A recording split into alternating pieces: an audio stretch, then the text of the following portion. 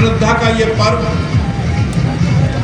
मान्यता है कि संगम तट पे नहा करके व्यक्ति पवित्र हो जाएगा, पाप धुल जाएगा। अगर पाप धुल जाएगा तो इसका मतलब आगे वैकुंठ में जाने का रास्ता खुल जाएगा। तो जो आलम दिखाई दे रहा है उससे तो लग रहा है कि नर्क में तो कोई बचे ही नहीं और उधर हाउसफुल हो जाएगा। ट्रेनों का हाल ये है, तोड़ रहे हैं शीशा, अंदर औरतें कांप रही हैं, बच्चों को गोद में छुपाए हैं, रो रही हैं, बिलख रही हैं। आपके हमारे घर के बच्चे हाथों में ईंटा लेकर के ट्रेन तोड़ रहे हैं, उसके शीशे तोड़ रहे हैं, उसमें घुस रहे हैं। न पुलिस वाले भी असहाय, टीटी साहब, टीसी साहब भी कहीं वर्दी उतार के अपनी काली कोट वाली झोले में रख दिए कि कहीं हमारी भी पिटाई ना हो। और कोई भी खड़ा करके टोकने वाला नहीं है। क्या कर रहे हैं? ऐसी स्थिति क्यों पैदा हो रही है? और मैंने अपनी आंख से देखा, सैकड़ों हजारों की तादाद जो थी वो सब 15-16 साल से लेकर के 20 साल 22 साल, सब नौजवान लड़के। और इस तरह का दीवानगी का आलम, ठीक है कठिनाई हो रही है व्यवस्था में, तो इतनी ज्यादा संख्या हो गई है कि इन लोग अनुमान नहीं लगा पाए और जो चले गए हैं उनको वापस नहीं पहुंचाया जा पाया। अफरा तफरी का माहौल है, गाड़ियों का रोड पर चलना दूभर हो गया।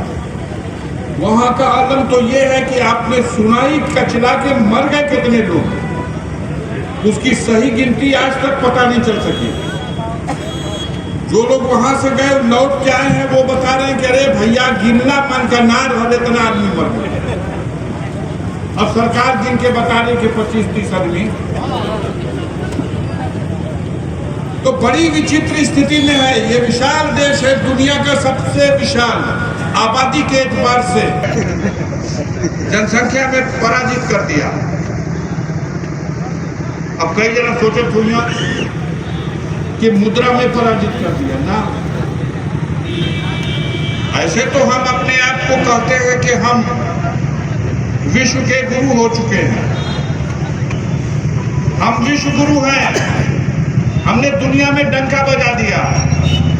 लेकिन हम ये थोड़ी बताते हैं कि हमारे देश भारत के पासपोर्ट की वैल्यू दुनिया में 85 नंबर पर आ गई, 85वीं 85 नंबर पर दुनिया में। हम ये नहीं बताते हम विश्व गुरु हैं, लेकिन हमारे देश के मुद्रा की कीमत डॉलर के मुकाबले 88 रुपए पे आ गई।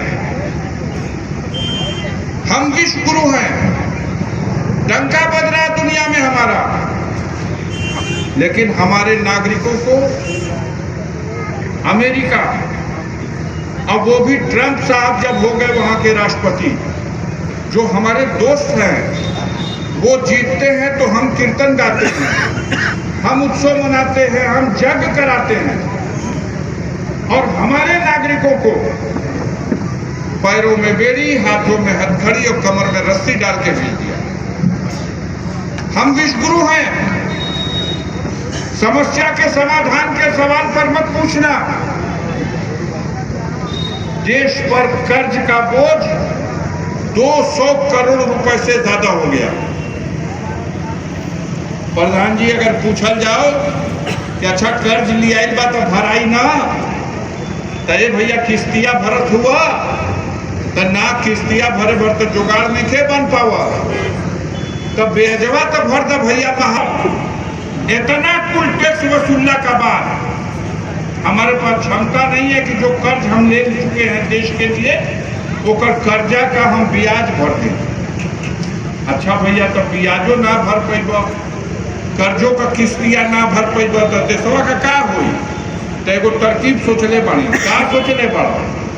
फिरो औरी कर्जा ले, अब ब्याज भरब लेकिन कर्जा लेके भरब।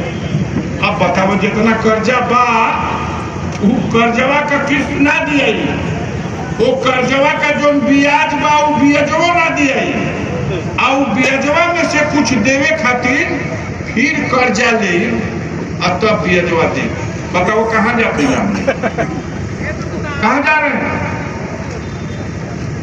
और कमाई क्या है? दुनिया में डंका मेरा बज रहा है। आज आवश्यकता इस बात की है, हर काम सरकार नहीं करेगी। ये भूल जाइए आप कि सरकार आप अपने बच्चों को जो पढ़ा रहे हैं, पहलवा माई बाप भेजन सो स्कूल की जा करके पढ़ ले तो कुछ तो बन जेबे, अभी भुला जा। अब नौकरी नहीं मिलनी है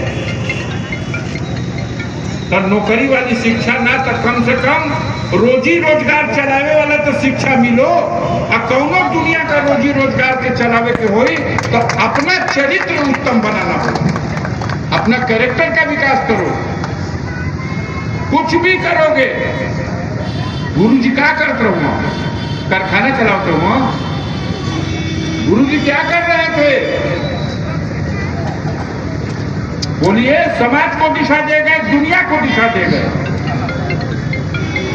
एक विचारधारा थी, एक आदर्श कैरेक्टर था, और उस आदर्श कैरेक्टर का वो सत्य था जिसने पाखंडियों को परास्त किया। और समाज में जो प्रतिष्ठा आपको मिली, वो दुनिया में बहुत संत हुए, लेकिन संतों की श्रेणी में शिरोमणि की उपाधि संत गुरु रविदास के ही पाते। बाबा साहब भीमराव अम्बेडकर ने देश को संविधान दे दिया आजादी के बाद। संविधान है